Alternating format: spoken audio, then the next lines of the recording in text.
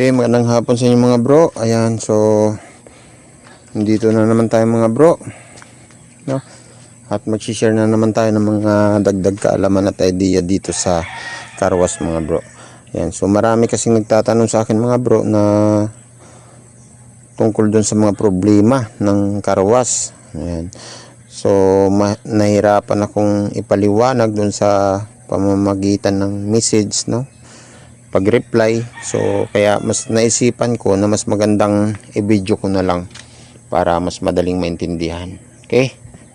So tuloy-tuloy lang sa panonood mga bro, no, hanggang matapos. Ayan, so meron nagtanong sa akin dito. Ayan, unahin natin si Cesar Almario. Ayan. Kapag mahina ang pressure tapos ang lakas ng tubig sa backflow. Ayun. So siguro yung sinasabi niyang backflow mga bro, itong return, no, dito sa return hose.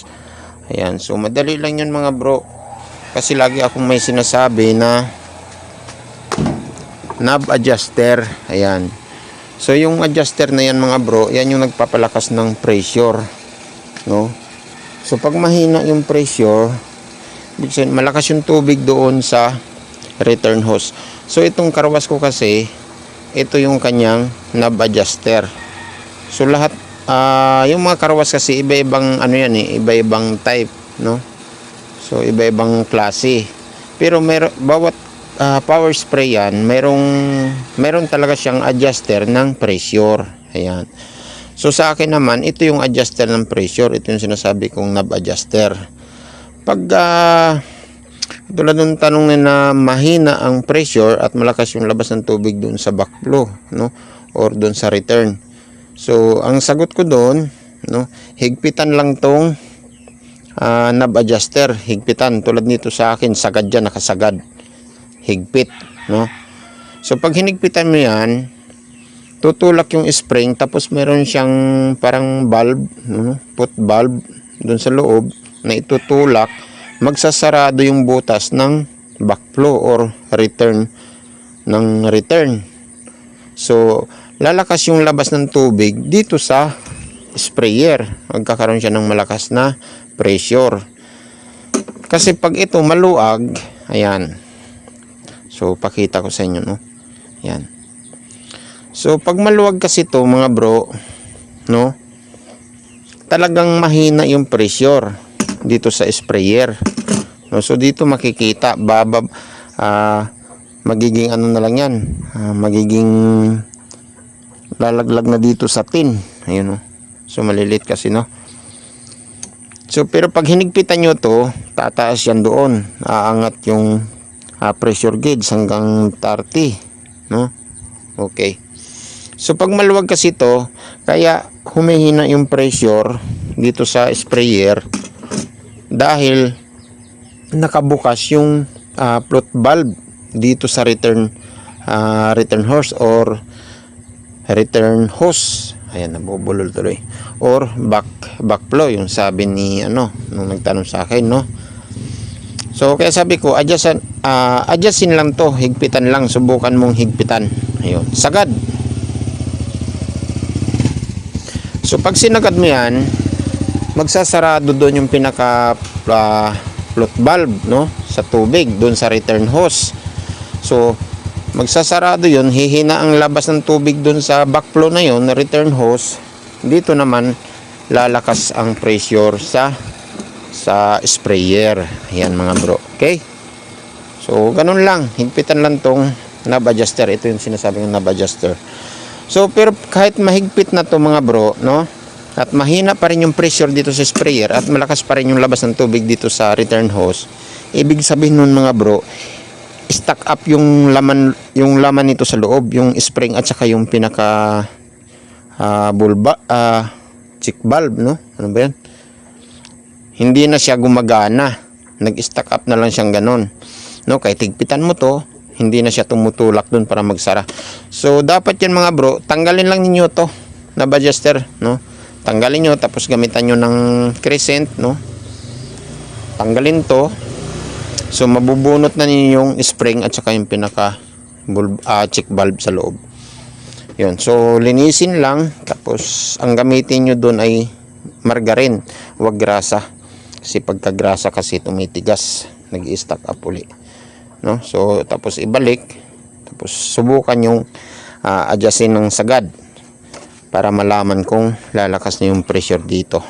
Okay, tuloy tayo mga bro. Ayan, so mayroon pang isang katanungan, ayan, kay Baldon Pilapil. Ayan, sabi niya dito, sa akin boss, lumalabas ang tubig sa lagayan ng grasa. Ayun, lumalabas daw yung tubig sa lagayan ng grasa. Okay, so pag lumalabas yung tubig sa lagayan ng grasa, ayan dito, so ibig sabihin yan mga bro, maluwang na yung water seal dito sa loob, sa bawat piston, no? Bumabalik na yung tubig dyan, so kaya lumalabas dito sa lagayan ng grasa. So sa akin mga bro, hindi naman lumalabas yung tubig dito sa lagayan, pero doon dumadaan sa sa pinaka-piston ng pump, no? So ayan, buksan natin dito mga bro para makita. Ayan. So pag lumalabas kasi yung tubig dyan mga bro, meron pang paraan, no, na para maalis yung paglabas ng tubig dito. So simple lang, meron kasing adjuster yan dito na pwede mong i-adjust or higpitan. Yan, ito share ko na sa inyo mga bro, no? Yan. Pero kahit naghigpit ka dito, no, kahit hinigpitan nyo dito yung water seal at may lumalabas pa rin, so mas maganda na yung palit ng bagong water seal. Ayan, so tanggalin lang tong bolt na to, 4 kabilaan. So bubunutin na lang yung diretso, no? So una, tatanggalin lang dito yung lock. Ayan, so zoom natin para mas maganda, no, mas kitang kita. Ayan, so ito mga bro, tanggalin lang tong tornilyo. Ayan, ayan, tanggalin natin yung tornilyo para pwedeng higpitan yung pwedeng adjustin na para humigpit yung water seal para hindi tumagas. Nahulog pa yung tornilyo dito sa ilalim. Ayan, tanggalin natin. Ayun. Okay, so tanggalin lang natin to. Ito kasi yung pinakalak dun sa, ayan, yung takip na adjuster. So mapapansin nyo mga bro, meron siyang, ayan, no, yung parang lock nut. Ayan, so iikutin lang nyo yan pahigpit, no? Sikwat-sikwatin lang yan ng screw. Ayun, no, ayun, no, sinisikwat ko, umiikot. Ayun, so 3 piraso yan dito, no, tapos dito, ayan din, ayan. So sikwatin lang ng screw yan pahigpit. Ayan. So pag higpit, medyo tansyado lang, wag naman sobrang higpit para sa susunod meron pa kayong adjustment uli, no? Kasi pag sinagad nyo yan, lalong hihigpit dito yung guma, yung water seal hihigpit dito sa piston, mas lalong masisira. Konting adjust lang, no? Tapos subukan yung start ulit, no? Para makita kung lalabas pa yung tubig dyan or hindi na. So ito nga sa akin, lumalabas na rin yung tubig dito eh. Kaya lang hindi ko sinasagad yung adjuster, no, para magamit ko pa rin ng matagal. Saka na ako magpapalit nung saka ko napapalitan yung water seal. Yan, so balik ko muna para makapasok yung lock. So yun lang mga bro, pag lumalabas yung tubig dito sa may lagayan ng grasa, tanggalin lang nyo itong tinanggal ko, yung pinakalock, tapos ikutin lang nyo yan, no, sikwatin lang ng screw, higpit konti yung 3 piraso na yan. Ayan, so makikita rin nyo dyan, no, may mga yan, ngipin-ngipin na pwedeng sikwatin ng screw para humigpit. Okay, so balik na lang natin muna tong lock. Ayan. So tapos testing nyo mga bro, panda rin, para malaman nyo kung may lalabas pa na tubig dyan sa lagayan ng grasa, no? Kung meron pang lalabas na tubig dyan, so higpitan pa nyo ng konti, no, Testing lang hanggang sa mawala.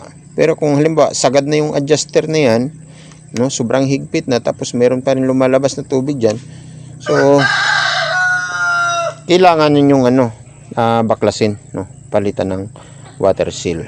Okay mga bro, yan. Okay, at mayroon pang pangatlong katanungan dito mga bro. Yan.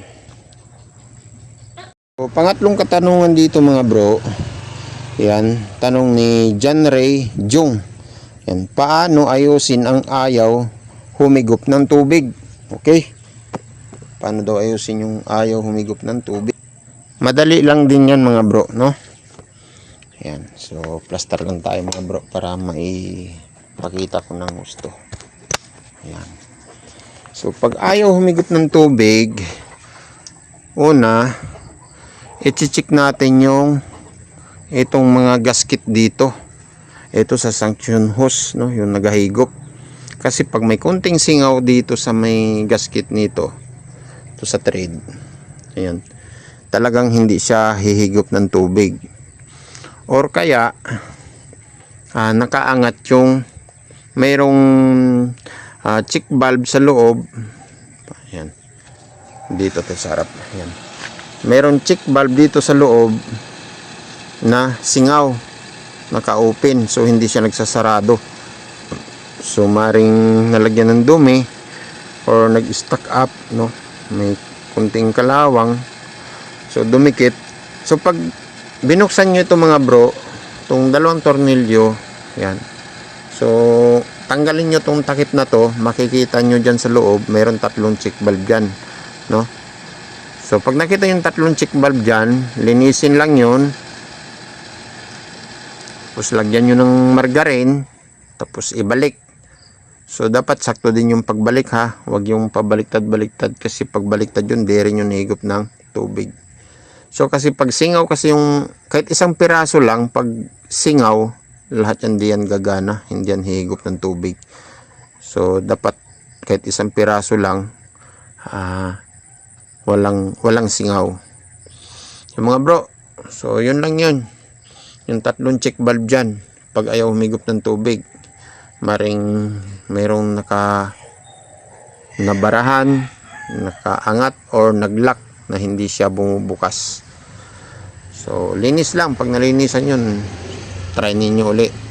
So sigurado malakas na yung higop ng tubig. Basta dapat tiyakin lang na mayroon siyang mga gasket dito, no, sa mga dugtungan, kasi may mga gasket yan nandyan para sigurado. Okay mga bro, so yun lang yung aking may share muna sa inyo mga bro, at sa susunod ulit sa mga katanungan ay gagawin ko na rin ng video para mas madali kong may share sa inyo.